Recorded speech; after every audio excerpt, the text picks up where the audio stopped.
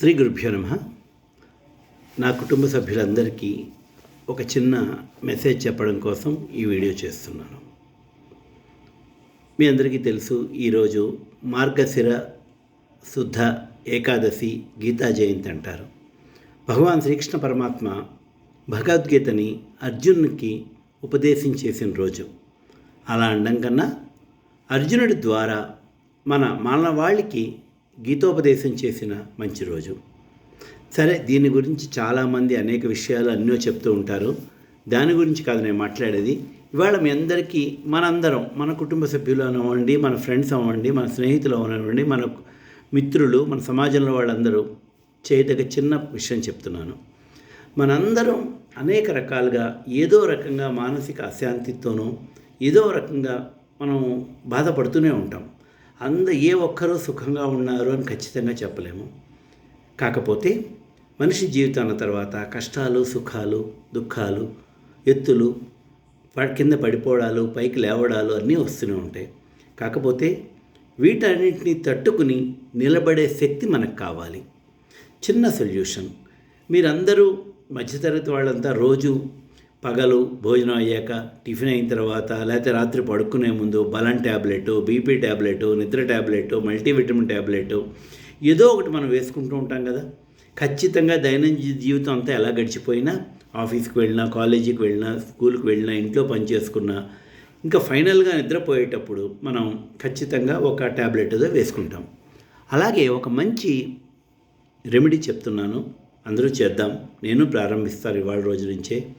నాకు గురువుగారు చెప్పారు, మా గరికపాటి నరసింహారావు గారు చాలాసార్లు నాకు వ్యక్తిగతంగా కూడా చెప్పారు. ఏంటి అంటే, రోజు పడుకునే ముందు, నిద్రపోయే ముందు అన్ని పనులు పూర్తి చేసి ఇంకా వీఆర్ అబౌట్ టు స్లీప్, నిద్రపోతున్నాం అనగా భగవద్గీత పుస్తకం తీసుకోండి. దీనిలో 700 శ్లోకాలు ఉన్నాయి. మొదటి రోజు నాడు 1వ శ్లోకము అర్థము, 2వ శ్లోకము అర్థము చదివి ఊరుకోండి. దాని గురించి ఎక్కువ ఆలోచించద్దు. ప్రతిపదార్థం చదవద్దు.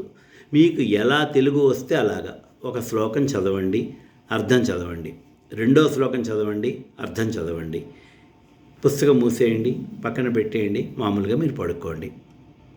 మళ్ళీ రేపు రాత్రి పడుకునే ముందు 10 గంటలప్పుడో ఎప్పుడో మీ టైం బట్టి 3వ శ్లోకము, 4వ శ్లోకము, శ్లోకం చదవడం, అర్థం చదవడం, ఆపేయడం, మళ్ళీ పడుకోవడం. ఇలా రోజు చేయండి. కరెక్ట్గా దానిలో ఉన్న 700 శ్లోకాలు ఒక ఏడాది కాలంలో ఆడవాళ్ళు అయితే ఆ 3-4 రోజులు వదిలేసి, లేదంటే ఏదైనా 1-2 రోజులు మనకు కుదరకపోతే వదిలేసి 700 శ్లోకాలు 350 రోజుల్లో అయిపోతాయి. అయిపోయిన తర్వాత చూడండి, మీ జీవనంలో, మీ ఆలోచన విధానంలో, మీ దృక్పథంలోనూ, సమాజాన్ని మీరు చూసే విషయంలోనూ, సమస్యను మీరు ఎదుర్కొనే విషయంలోనూ మీ మనోవికాసము ఎంతో వస్తుంది. ఇక్కడ ఒక విషయం చెప్పాలి.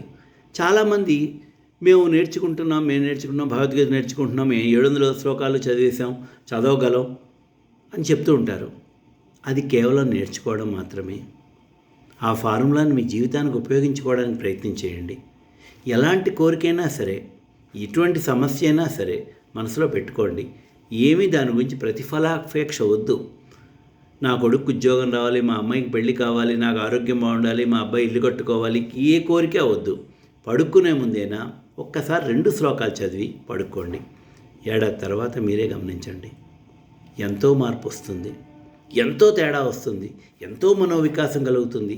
మీ మొహంలో ఒక రకమైన దివ్య తేజస్సు వస్తుంది. ప్రతి సమస్యని ఎదుర్కొనేందుకు ఒక సంసిద్ధత ఏర్పడుతుంది. Let us all begin from today. ఇవాళ నుంచే ప్రారంభం చేద్దాము. నేను చదువుతాను, అందరం చదువుదాము.